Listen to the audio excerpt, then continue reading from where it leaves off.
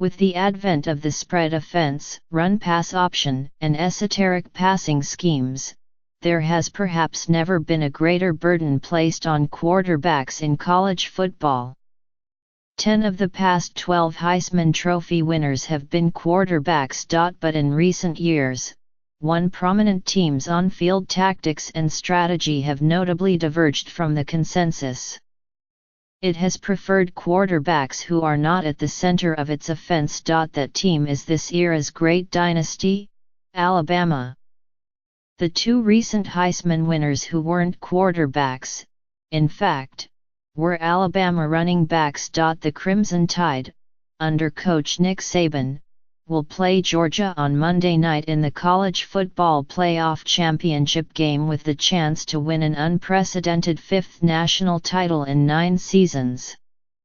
And the most remarkable detail about their remarkable run may be that none of those championship teams at the program that produced Bart Starr, Joe Namath, and Ken Stabler had an elite quarterback destined for NFL greatness. The main thing is not turning the ball over, said Jake Coker, the quarterback on the most recent Alabama championship team, which won after the 2015 season. But also making the right decisions. Saban is not looking for someone to take over the game, really at any position, Coker added. Few expect the current starter, the sophomore Jalen Hurts, to alter the track record of recent Alabama quarterbacks. Coker recently retired from football.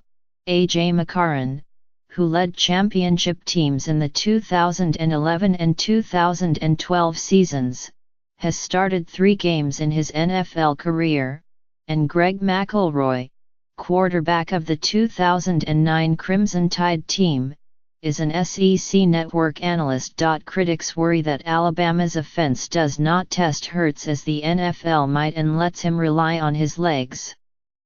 While Hurts' mobility sets him apart from those previous signal callers, he is in other important respects a classic Saban quarterback. The Saban philosophy of quarterbacking can be summarized as, "Don't screw up."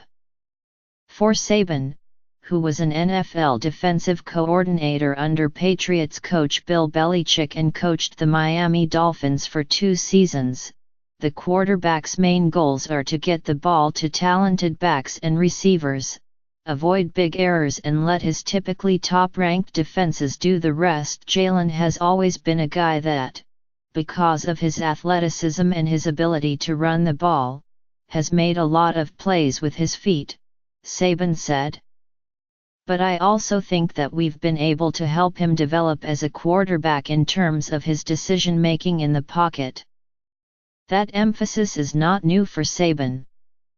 The starting quarterback on the first of his 5 national championship teams, including one with Louisiana State, has, in his football afterlife, taken on the profession that perhaps best suits the prototypical Saban quarterback, dentist. As the head signal caller on the 2003 LSU team, Matt Mock averaged just 16 completions and barely 200 yards per game.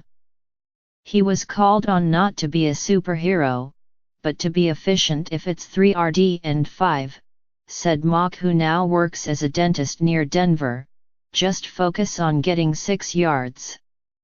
In a Saban offense, the quarterback is never the team's most talented player.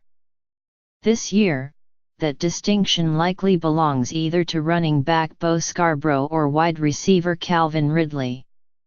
For the quarterbacks who played alongside the Heisman Trophy winners Mark Ingram and Derrick Henry, the best play was frequently a dump-off. So many guys want to drive it down the field, make a tight window, McElroy said, but if you have the running back 3 yards away from you, that's the best ball carrier on the field.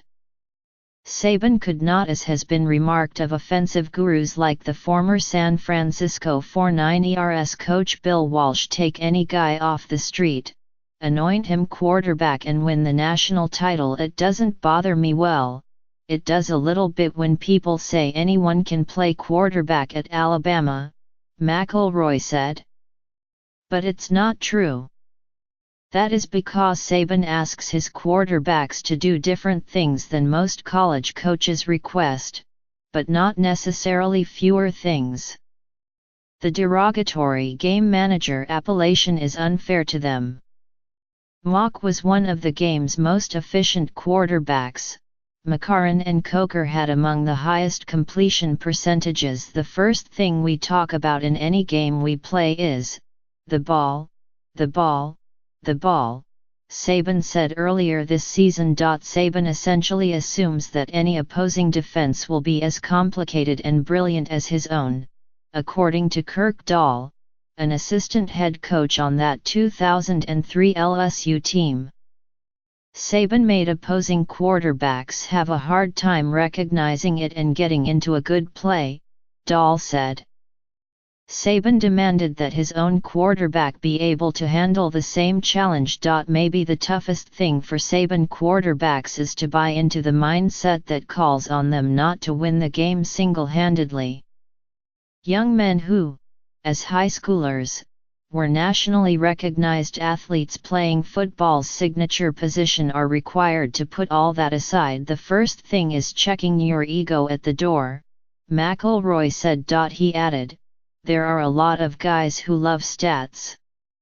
And I loved stats. But I liked winning more.